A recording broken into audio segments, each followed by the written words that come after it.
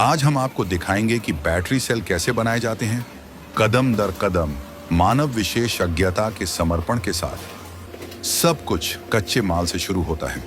कर्मचारी उच्च गुणवत्ता वाले एनोड और कैथोड शीट्स की सावधानी से जांच करते हैं, जो हर बैटरी सेल की नींव है। इन पतली धातु की परतों को विशेष उपकरणों से सटीक आकार में काटा जाता है। प्रत्येक कट को मापा जाता है ताकि एक रूपता बनी रहे, क्योंकि 1 मिलीमीटर का अंतर भी प्रदर्शन को प्रभावित कर सकता है। माहौल केंद्रित है और हर कर्मचारी इन नाजुक सामग्रियों को सावधानी से संभालने के लिए प्रशिक्षित है। अगला कदम है असेंबली। धूल मुक्त क्लीन रूम में कर्मचारी एनोड, कैथोड और एक पतली सेपरेटर फिल्म को परत दर परत जोड़ते हैं, जो शॉर्ट सर्किट को रोकता है और आयनों को प्रवाहित करने देता है। यह मैनुअल स्टैकिंग एक सटीक नृत्य की तरह है।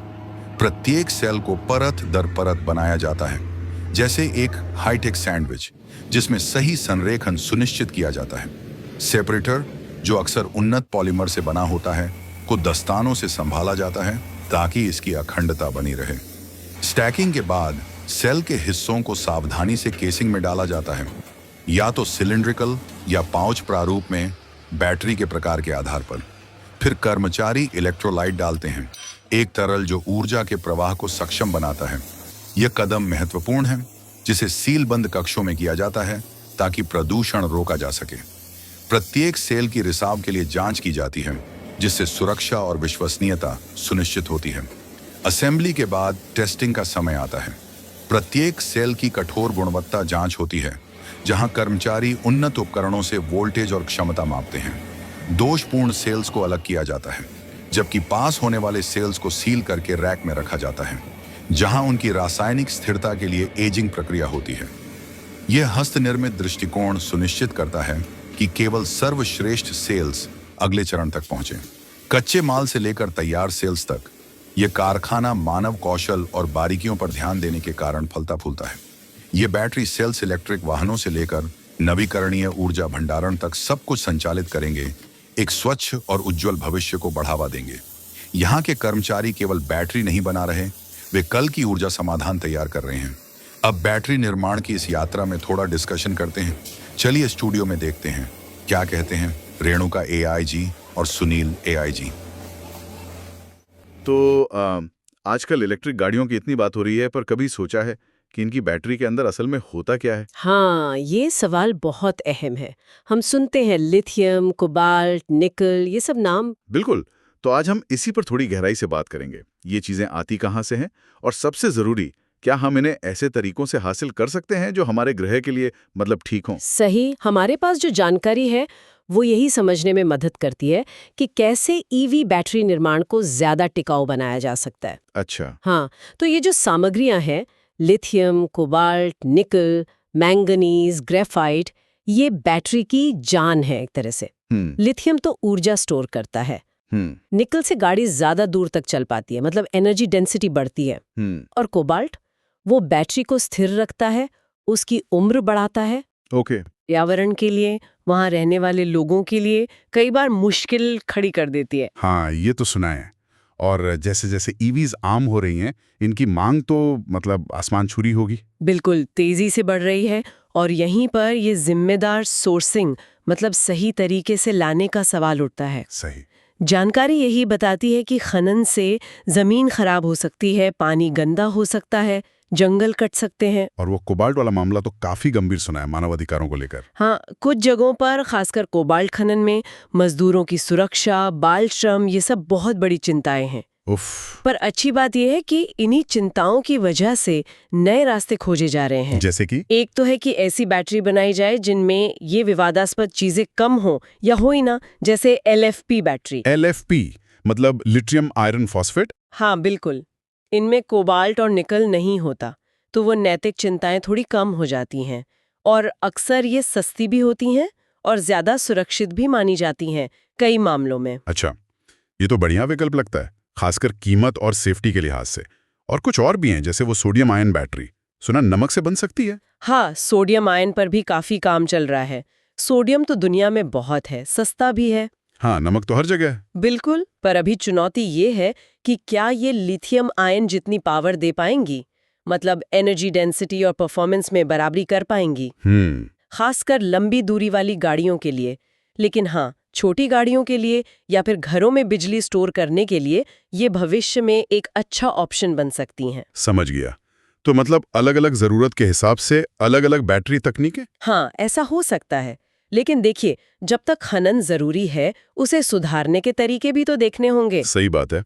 तो उसके लिए क्या हो रहा है? कई चीजें, जैसे माइनिंग में रिन्यूएबल एनर्जी का इस्तेमाल करना, पानी कम खर्च करना, प्रदूषण घटाना और माइनिंग के बाद जमीन को ठीक करने की बेहतर योजनाएं बनाना।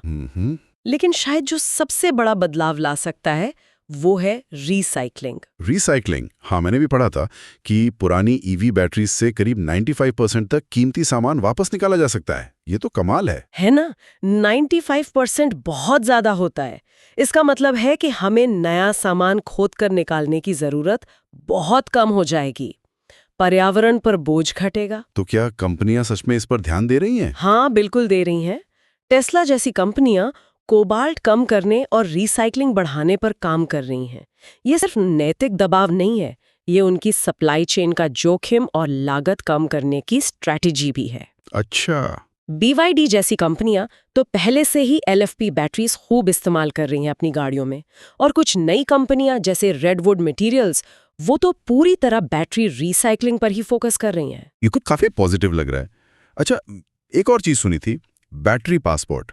ये क्या चीज है? बैटरी पासपोर्ट आप समझ लीजिए एक तरह का डिजिटल जन्म प्रमाण पत्र है बैटरी का। ओके। ये बताता है कि बैटरी में जो माल लगा है वो कहाँ से आया, कैसे प्रोसेस हुआ, बैटरी में कब लगा, पूरी कहानी। इससे फायदा क्या होगा? इससे कंपनियों और हम जैसे ग्राहकों को पता चल सकेगा कि ये सामान सही और जिम्मेदार तरीकों से लाया गया है या नहीं।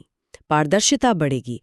BMW जैसी कंपनियां तो ब्लॉकचेन टेक्नोलॉजी भी इस्तेमाल कर रही हैं कोबाल्ट जैसे सामान को ट्रैक करने के लिए। ब्लॉकचेन? हाँ। वो क्रिप्टो वाला? हाँ, वही टेक्नोलॉजी। ये एक सुरक्षित डिजिटल खाता बही जैसा है जिससे छेड़छाड़ मुश्किल होती है। दिलचस्प। मतलब टेक्नोलॉजी से पूरी सप्लाई चेन को देखने की कोशिश हो रही है। लेकिन क्या ये पासपोर्ट सिर्फ दिखावा बनकर रह जाएंगे या वाकई जमीन पर कुछ बदलेंगे? सवाल तो जायज है। इनकी कामयाबी इस पर निर्भर करेगी कि इन्हें कितनी सख्ती से लागू किया जाता है और जानकारी कितनी भरोसेमंद होती है। चुनौतियां तो हैं अभी भी। कैसी चुनौतियां? जैसे पूरी दुनिया में फैली सप्लाई चेन को ट्रैक करना आसान नहीं है। सबको साथ लाना, नियम एक जैसे लागू करना, ये सब मुश्किल है। लेकिन हाँ, ये सही दिशा में एक जरूरी कदम जरूर है। समझ गया। तो कुल मिलाकर बात यह है कि अगर हम इलेक्ट्रिक कारों से वाकई एक साफ सुथरा भविष्य चाहते हैं तो बैटरी का टिकाऊ होना बहुत जरूरी है। बिल्कुल। मतलब खनन को ज्यादा जिम्मेदार बनाना होगा, बेहतर सामग्री इस्तेमाल करनी होगी और रिसाइकलिंग को बड़े पैमाने पर अपनाना होगा। एकदम सही कहा आपने। और ये जानना बहुत जरूरी हो जाता है कि हमारी चीजों में, खासकर हमारी गाड़ियों में जो सामान लग रहा है वो आ कहां से रहा है। कहीं ऐसा तो नहीं कि हम एक समस्या, मतलब तेल पर निर्भरता को हल करते करते दूसरी खड़ी कर रहे हों, अस्थिर खनन वाली। हाँ, ये बात सोचने वाली है। स्थिरता का मतलब सिर्फ धुआं कम करना नहीं है, बिल्कुल नहीं। तो ये प्रक्रिया को पर्यावरण और समाज दोनों के लिए बेहतर बनाना है। और ये सोचना भी कितना मजेदार है कि शायद भविष्य में बैटरी समुद्री नमक या किसी और आम सी चीज से बने। हाँ, कौन जाने। समाधान कई बार ऐसी जगहों से निकलते हैं जहां हम सोचते भी नहीं। सही। और वो 95% रिसाइकलिंग वाला आंकड़ा वो सच में याद दिलाता है कि पुरानी चीजों को बेकार समझने की बजाय उनमें छुपी कीमत को पहचानना कितना जरूरी है। एक तरह से सर्कुलर इकोनॉमी की तरफ कदम। बिल्कुल, कचरे से सोना बनाना कह सकते हैं।